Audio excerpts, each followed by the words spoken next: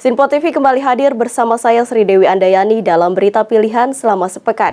Bantu suplai kebutuhan air warga Kalideres yang terdampak krisis air bersih imbas matinya instalasi PDAM. Pihak Kepolisian Polres Metro Jakarta Barat mendistribusikan 8.500 liter air bersih ke lokasi. Uniknya satu unit kendaraan taktis jenis water cannon dikerahkan ke lokasi untuk menyuplai pasokan air bersih ke pemukiman warga.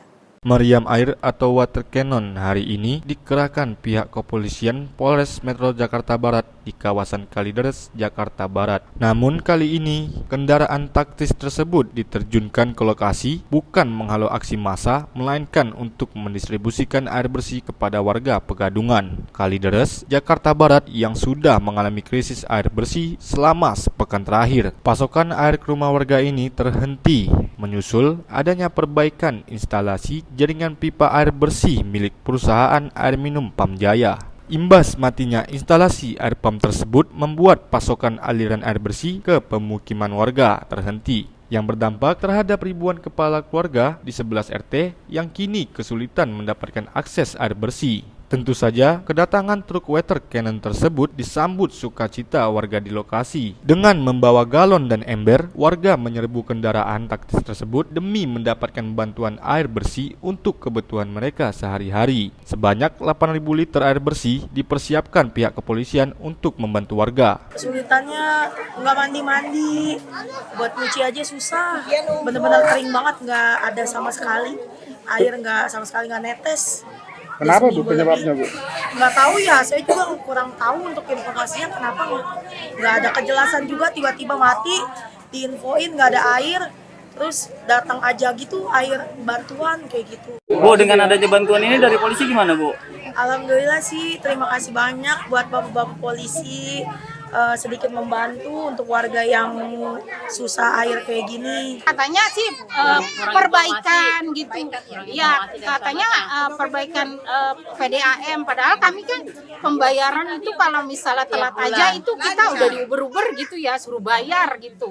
Kita telat 2 bulan aja kita harus dibayar gitu ya. Saya sangat berterima kasih atas bantuannya. Cuma itu aja untuk PDAM, tolonglah segera dibantu ya, perbaiki. Soalnya kalau air itu ya kita butuh ya, butuh banget lah, bukan nomor satu air ya, Pak, buat warga. Nomor 1 air ya, dimanapun. Alhamdulillah kami dapat membantu meringankan kekurangan air di RW 11 dengan membawa mobil berisi air dengan kapasitas 8.000 liter. Alhamdulillah warga masyarakat antusias menerima kehadiran kami dan menurut warga sangat membantu dengan adanya bantuan air untuk mandi dan cuci. Warga berharap terhadap perusahaan air minum PAM segera mempercepat proses perbaikan instalasi air di pemukiman mereka agar tak lagi alami krisis air bersih yang berkepanjangan. Dari Jakarta, tim liputan melaporkan untuk Sinpo TV. Cegah infeksi saluran pernapasan atau ISPA di tengah kondisi udara yang tak sehat di Jakarta, Polres Metro Jakarta Barat ajak warga masyarakat untuk mengenakan masker saat keluar rumah. Edukasi sekaligus kampanye penggunaan masker ini direalisasikan Polres Metro Jakarta Barat dan sejumlah mahasiswa dengan cara membagi-bagikan masker kepada para pengguna jalan. Tim Dokes Polres Metro Jakarta Barat dengan menggandeng elemen mahasiswa Jumat siang membagi-bagikan masker kepada pengendara yang sedang melintas di Jalan Daan Mogot, Jakarta Barat Jumat siang. Pemberian masker ini merupakan bentuk kampanye sekaligus edukasi kepada warga masyarakat untuk tetap mengenakan masker saat berada di luar rumah. Bukan tanpa sebab penggunaan masker sangat diperlukan di tengah buruknya kualitas udara di Jakarta yang tidak sehat saat ini. Penggunaan masker juga dapat mencegah terjangkitnya infeksi saluran pernafasan atau ISPA. Ya, kegiatan hari ini kita dari Polres Metro Jakarta Barat membagikan masker dalam rangka untuk mengurangi dampak dari polusi udara ini. Kita membantu masyarakat untuk mencegah terjadinya perburukan penyakit pada dampak dari polusi udara. Kita melakukan pembagian masker sebanyak kurang lebih antara 100 sampai 150 dan rencananya kita akan membagikan ini secara terus-menerus. Sebaiknya kalau memang tidak terlalu penting untuk keluar rumah, lebih baik di rumah saja. Karena angka indeks kualitas udara di Jakarta saat ini dalam kondisi tidak sehat. Namun, jika memang mengharuskan keluar rumah, disarankan perlindungan paling minimal adalah menggunakan masker. Selain masker, petugas juga membagikan vitamin kepada para pengguna jalan. Pembagian masker ini akan terus diupayakan secara berkesinambungan sampai kondisi udara di Jakarta dinyatakan aman dan bebas dari polusi. Dari Jakarta, Tim Liputan melaporkan untuk Sinpo TV. Museum Nasional atau Museum Gajah yang terletak di pusat ibu kota Jakarta mengalami kebakaran akibat konsleting listrik yang terjadi pada hari Sabtu 17 September 2023. Atas peristiwa tersebut, Gedung A Museum Nasional mengalami kerusakan parah.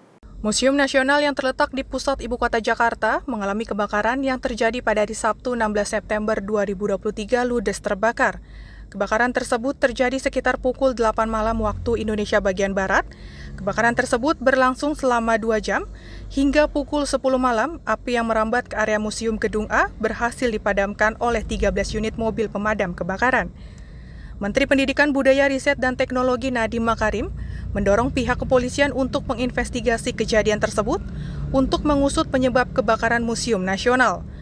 Sebelum polisi melakukan investigasi, pihak pemadam kebakaran menduga terjadinya kebakaran di Gedung A Museum Nasional disebabkan oleh konsleting listrik yang diduga bermula dari bangunan non-permanen untuk pekerja di belakang gedung. Dari Jakarta, Tim Liputan melaporkan untuk Sinpo TV.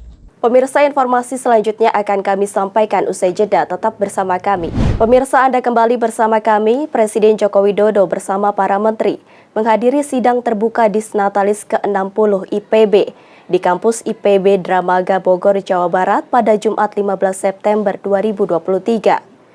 Presiden Jokowi menyampaikan perlu inovasi besar yang harus dilakukan Indonesia untuk menciptakan lumbung pangan. Presiden Joko Widodo menghadiri Disnatalis ke-60 dalam rangka mendorong inovasi untuk mengantisipasi krisis pangan. Dirinya mengatakan perlu adanya inovasi besar-besaran yang bisa memberikan langkah besar untuk Indonesia menjadi lumbung pangan. Presiden juga mendorong insan IPB untuk melakukan antisipasi dalam menghadapi perubahan iklim seperti adanya El Nino. Tak hanya itu, momen ini bisa meningkatkan kesejahteraan petani serta nelayan.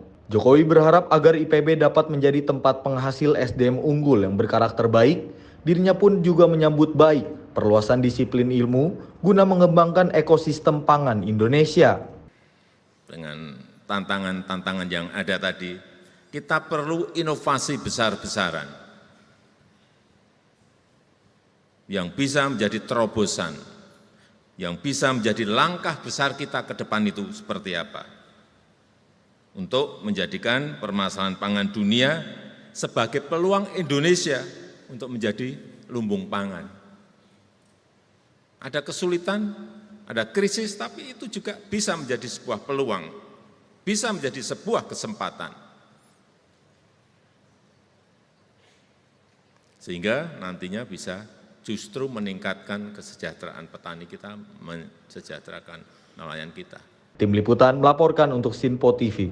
Meninjau Pasar Jatinegara pada Selasa pagi, Presiden Joko Widodo memastikan harga dan pasokan beras di Pasar Jatinegara, Jakarta Timur dalam kondisi stabil. Jokowi menyampaikan pasokan beras nasional hingga kini sudah mencukupi, lantaran pemerintah telah memiliki 2 juta ton stok beras di Indonesia. Dirinya pun mengimbau agar masyarakat tak khawatir dengan stok beras saat ini. Presiden Joko Widodo meninjau harga dan pasokan pangan di Pasar Jatinegara, Jakarta Timur pada Selasa pagi 19 September 2023. Jokowi menyebut harga bahan pangan di Pasar Jatinegara masih dalam kondisi stabil. Jokowi menyampaikan pemerintah kini tengah mengupayakan penurunan harga beras. Ia menjelaskan pasokan beras nasional saat ini sudah mencukupi. Pemerintah mengungkapkan telah memiliki 2 juta ton stok beras, 1,6 juta ton beras sudah berada di Indonesia, dan 400.000 ton beras lainnya sedang dalam perjalanan. Dan kita harapkan mungkin dalam 2 minggu, 3 minggu yang akan mulai di pasar sudah mulai turun. Meskipun juga sudah turun sedikit. Jadi kita harapkan turun dan kembali normal. Karena stoknya ada. Stoknya kita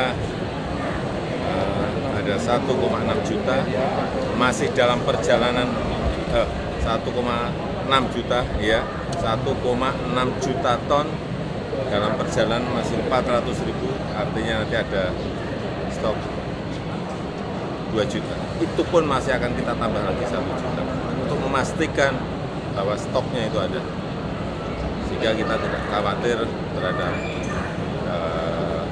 karena kekeringan produksi turun, ada stok. Penyebabnya karena kekeringan, Pak? Iya, super El Nino, kekeringan. Dan juga karena banyak negara, 19 negara sudah men-stop ekspor beras. Presiden Jokowi berharap harga beras dapat turun dalam kurun waktu 2 hingga 3 minggu ke depan. Dirinya juga mengimbau kepada masyarakat untuk tidak khawatir akan stok beras saat ini. Dari Jakarta, Tim Liputan melaporkan untuk Sinpo TV. Presiden Joko Widodo didampingi Menteri Pertahanan Prabowo Subianto melakukan kunjungan ke PT Pindad di Bandung, Jawa Barat pada 19 September 2023. Dalam kunjungannya, Jokowi mengapresiasi PT Pindad sebagai perusahaan kendaraan pertahanan karena dinilai telah mengalami perkembangan pesat, terutama dalam menciptakan kereta cepat dan kendaraan tempur lainnya. Melakukan kunjungan ke PT Pindad di Bandung, Jawa Barat, Jokowi meyakini PT Pindad sebagai perusahaan pertahanan akan menduduki peringkat ke-60 pada 2024 dan diprediksi akan menduduki peringkat ke-50 di dunia pada tahun 2025. Didampingi Menteri Pertahanan Prabowo Subianto dan Kepala Staf TNI Angkatan Darat Dudung Abdurrahman, Jokowi mengatakan bahwa PT Pindad telah mengalami perkembangan pesat dalam hal menciptakan kendaraan tempur. Sementara itu, berdasarkan hasil dari produksi perusahaan, PT Pindad juga memiliki pendapatan yang sangat baik. Jokowi menyebut pendapatan PT Pindad di tahun 2022 mencapai 25 triliun rupiah dan 27 triliun rupiah di tahun 2023. Ini perkembangan dari PT Pindad ini saya melihat sangat luar biasa cepatnya. Kalau saat lalu kita meninjau yang di Turen Malang yang untuk peluru dan amunisi. Sekarang kita melihat di sini yang berkaitan dengan apa ini? Kendaraan tempur, dan saya melihat juga perkembangannya sangat cepat sekali. Di tahun 2022 peringkat Pindad sebagai perusahaan pertahanan itu rankingnya di 79 tahun 2022. Kita perkirakan tahun ini sudah masuk ke tahun 2024, kita perkirakan akan masuk ke 60. Angka 60. Tetapi di 2025 kita sudah masuk ke top 50. Jadi progresnya kelihatan, dan kalau kita lihat hasil produksinya, produk-produknya itu jadi sangat bagus, dan pendapatan dari PT Pindad sekarang per tahun sudah berapa? Tahun 22? Tahun 2022 kita sekitar 25 triliun. 25 triliun. Dari Jakarta, Tim Sinpo TV melaporkan. Informasi selanjutnya akan kami sampaikan usai jeda, tetap bersama kami di Berita Sepekan. Ketua Majelis Tinggi Partai Demokrat Susilo Bambang Yudhoyono memimpin jajaran dan pengurus DPP Partai Demokrat untuk bertemu dengan pimpinan partai politik dari Koalisi Indonesia Maju di Hambalang. SBY mengungkapkan dirinya siap turun gunung untuk memenangkan baca pres Koalisi Indonesia Maju Prabowo Subianto di Pilpres 2024.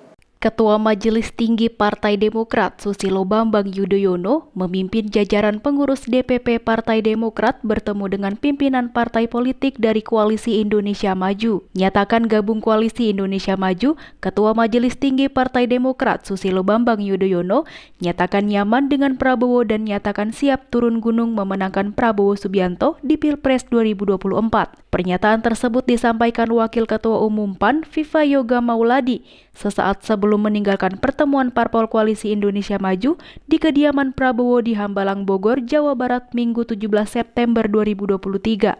Lebih lanjut, dirinya juga mengungkapkan alasan yang diutarakan SBY bahwa Partai Demokrat siap mendukung Prabowo. Perlu diketahui pertemuan yang berlangsung pada sore hari tersebut dihadiri diantaranya Ketua Umum Partai Demokrat Agus Harimurti Yudhoyono, Ketua Fraksi Partai Demokrat Edi Baskoro Yudhoyono, dan Wakil Sekretaris Jenderal Partai Demokrat Johnson Sitindaun. Di dalam ini ada pertemuan silaturahmi anggota koalisi Indonesia Maju di Hambalang di rumah kediaman Pak Prabowo, calon presiden kita. Hadir para ketua umum partai politik pendukung koalisi Indonesia Maju, yaitu dari Partai Amanat Nasional, Golkar, Gerindra, PBB, Gelora, Prima, PSI, dan Garuda. Seluruh ketua umum hadir kecuali Bang Yusril lagi ada acara di luar negeri. Acara pada hari ini adalah menerima secara resmi pernyataan dukungan dari Partai Demokrat untuk Pak Prabowo menjadi calon presiden Republik Indonesia di Pilpres 2024.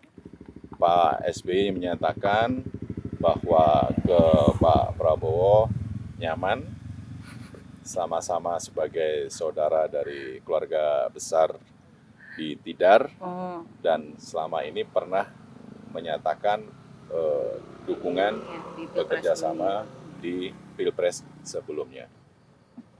Dan Pak SBY sendiri menyatakan akan ikut turun gunung untuk memperjuangkan Pak Prabowo menjadi Presiden 2024. Dari Bogor, Jawa Barat, Galuh Anggara, Ahmad Amin melaporkan untuk Sinpo TV. Pengamat politik dari Universitas Al-Azhar Indonesia, Ujang Komarudin berpandangan bahwa Partai Demokrat akan bersungguh-sungguh memenangkan bakal calon Presiden 2024 Prabowo Subianto. Menurutnya, komitmen Demokrat itu bukanlah gimik belaka, melainkan Demokrat dinilai telah melakukan perhitungan secara terencana untuk memenangkan Prabowo sekaligus mengembalikan elektabilitas Partai Demokrat. Pengamat politik dari Universitas Al-Azhar, Ujang Komarudin, meyakini Partai Demokrat akan melakukan segala cara untuk dapat memenangkan baca pres Koalisi Indonesia Maju Prabowo Subianto. Bukan tanpa alasan, Demokrat dinilai sudah memperhitungkan dengan matang untuk mendukung Prabowo di Pilpres 2024. Sekaligus untuk memulihkan elektabilitas Partai Demokrat agar kembali naik. Ujang mengatakan langkah Demokrat untuk memenangkan Prabowo perlu dilakukan dengan penuh keseriusan. Perihal serius atau tidaknya Demokrat mengenai hal tersebut, Ujang menuturkan seluruh pihak kini hanya tinggal menunggu waktu. Koalisi perubahan tersebut. Nah, di saat yang sama tentu Demokrat akan mati-matian memenangkan Pak Prabowo. Andi Arief sendiri mengatakan bahwa yang akan diberikan kepada Prabowo adalah kemenangan. Dan itu tentu bukan ucapan gimmick ya, bukan ucapan yang sindiran atau ucapan yang tidak berdasar. Tentu Demokrat punya kalkulasi dan punya perhitungan terkait untuk bisa memenangkan Prabowo dan di saat yang sama juga untuk bisa menaikkan elektabilitas dari Partai Demokrat itu sendiri. Jadi saya meyakini ya satu sisi Demokrat akan menumbangkan ya Anies Baswedan dan Caimin karena kekecewaan yang mereka berikan kepada Demokrat. Di saat yang sama tentu akan kelihatannya mati-matian memenangkan Prabowo dan di saat yang sama untuk menaikkan elektabilitas dari Partai Demokrat. Dan itu bisa dilakukan oleh Partai Demokrat dengan keseriusan ya. Kita tunggu saja apakah Demokrat serius atau tidak, karena hanya waktu yang akan menjawab itu semua. Dari Jakarta, tim Sinpo TV melaporkan. Bakal calon Presiden 2024 sekaligus Ketua Umum Partai Gerindra Prabowo Subianto menegaskan bahwa dirinya tidak ingin anak-anak Indonesia di masa depan mendapatkan upah yang rendah. Prabowo mengatakan pengelolaan komoditas nikel dan bauksit secara mandiri akan mendorong Indonesia memiliki pabrik dan perusahaan pengelola dan membutuhkan banyak tenaga kerja. Dengan demikian, Prabowo memastikan Indonesia dapat menjadi negara maju. Hal tersebut diungkapkan Prabowo saat memaparkan gagasannya pada dialog 3 baca pres bicara gagasan di Universitas Gadjah Mada, Yogyakarta. Dalam hal ini, Prabowo menyebut salah satu cara yang bisa dilakukan adalah dengan melanjutkan program hilirisasi yang telah dicanangkan oleh Presiden Joko Widodo. Menurut Prabowo, pengelolaan komoditas seperti nikel hingga bauksit secara mandiri akan mendorong Indonesia memiliki pabrik dan perusahaan pengelolaan yang membutuhkan banyak tenaga kerja. Dengan demikian, Prabowo mengatakan bahwa Indonesia akan menjadi negara maju yang mensejahterakan rakyatnya. Bayangkan, kalau kita punya pengolahan-pengolahan di Indonesia, nikel, smelter di Indonesia, bauksit, semua smelter di Indonesia, semuanya kita bisa bayangkan berapa ratus ribu pabrik, berapa ratus ribu perusahaan akan dibuat di Indonesia. Ini pekerjaan untuk saudara-saudara sekalian, untuk mahasiswa-mahasiswa, untuk anak-anak kita semua. Kita tidak mau anak-anak kita hanya mendapat pekerjaan dengan upah rendah, kita tidak mau. Kita ingin menjadi negara yang maju, saudara-saudara sekalian. Dari Yogyakarta, tim Sinpo TV melaporkan. Menteri Komunikasi dan Informatika Budi Aris Setiadi memberi pernyataan bahwa Kemenkominfo hadir untuk mendorong agenda pemilu damai di tahun 2024. Agenda ini akan menjadi salah satu produk utama pemerintah dalam 13 bulan ke depan, dengan tujuan mewujudkan pemilu yang damai, bermanfaat, bermartabat, dan berkualitas. Menteri Komunikasi dan Informatika Budi Aris Setiadi menghimbau agar pemilu damai dapat diupayakan karena potensi kekacauan informasi terus membayangi. Budi menyatakan berdasarkan data dari Kominfo, tercatat lebih dari 928 hoaks pada pemilu 2019 lalu.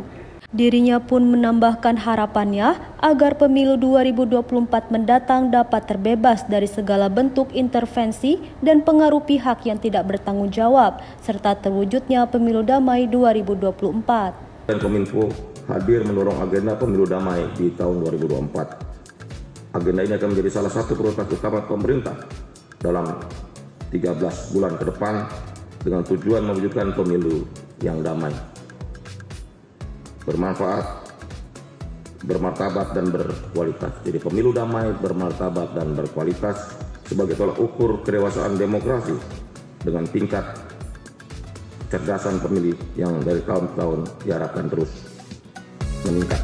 Dari Jakarta, tim liputan melaporkan untuk Sinpo TV. Demikian berita pilihan selama sepekan kali ini. Tetap saksikan berita terkini di Sinpo TV, Sinpo ID, dan media sosial Sinpo lainnya. Saya Sri Dewi Andayani dan kru yang bertugas pamit undur diri. Selamat berakhir pekan dan sampai jumpa.